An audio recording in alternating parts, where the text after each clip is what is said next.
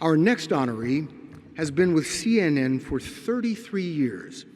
In 1990, he started as the network's military affairs correspondent at the Pentagon. He then served as CNN's senior White House correspondent during the Clinton administration before moving into anchor positions. For the last 18 years, the Situation Room with Wolf Blitzer has served as a command center for breaking news, politics, and extraordinary reports from around the world. Wolf has helped shape news cycles and change conversations both domestically and internationally. He has interviewed some of history's most notable figures, including U.S. Presidents Barack Obama, George W. Bush, Bill Clinton, George H.W. Bush, Ronald Reagan, Jimmy Carter, and Gerald Ford. That is complemented by interviews with many foreign leaders over the years, including the Dalai Lama, Benjamin Netanyahu, Asif Ali Zardari, Mikhail Gorbachev, Margaret Thatcher, Nelson Mandela, and many, many more. He's also done an excellent job of moderating many presidential debates and providing special coverage on election night. Wolf's long list of awards sparks memories of major stories throughout the years. Won an Emmy for Revolution in Egypt coverage, a Peabody for Hurricane Katrina, a DuPont for a tsunami disaster in Southeast Asia, a Murrow for the September 11th attacks, an Emmy for the Oakland City bombing, and Golden Cable Ace for the Persian Gulf War. Wolf, we thank you for your unwavering dedication to news coverage, and we proudly salute you as a giant of broadcasting and electronic arts.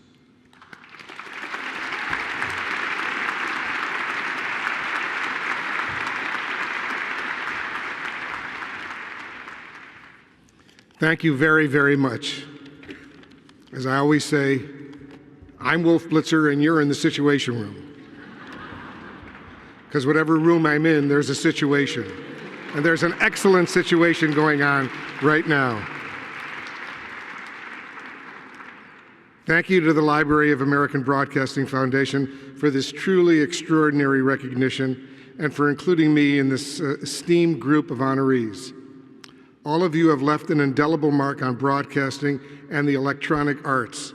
What a privilege to be in your company, and I'm thrilled. When I started out in journalism, I never expected to be a giant of broadcasting. I didn't expect to be a broadcaster at all. I began as a print journalist. My first job was with the Reuters news agency in their Tel Aviv bureau. But a man named Ted Turner changed the trajectory of my career, and he changed my life.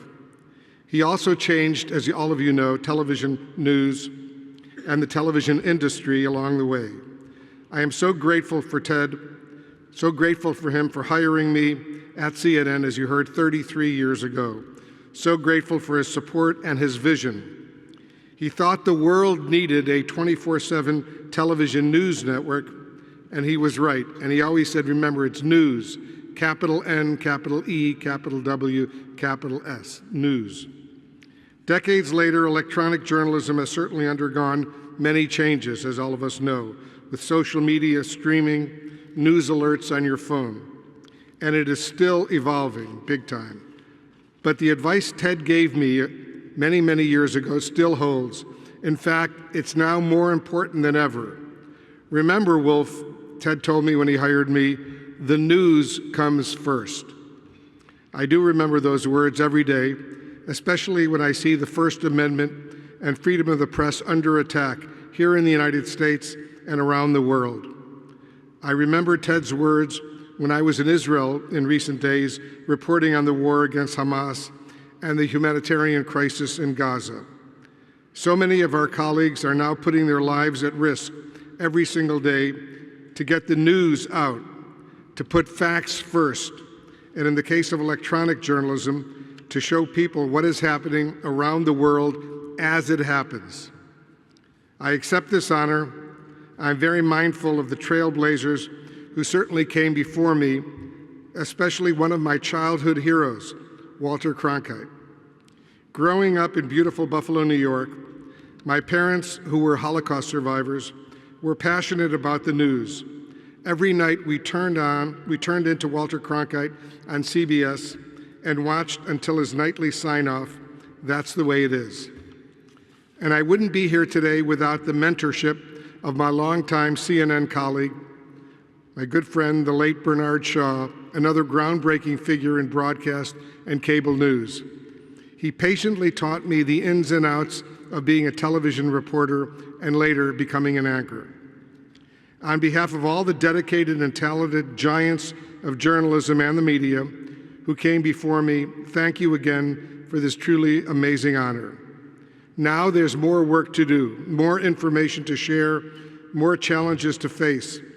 With CNN's new chairman and CEO, Mark Thompson, who is here with us in this room, let me say how thankful I am for having a platform to do this very important work. We are employed in a fast-changing industry, but I believe it's important for our values to remain constant. And for me, that will always mean the news comes first. Thank you very much.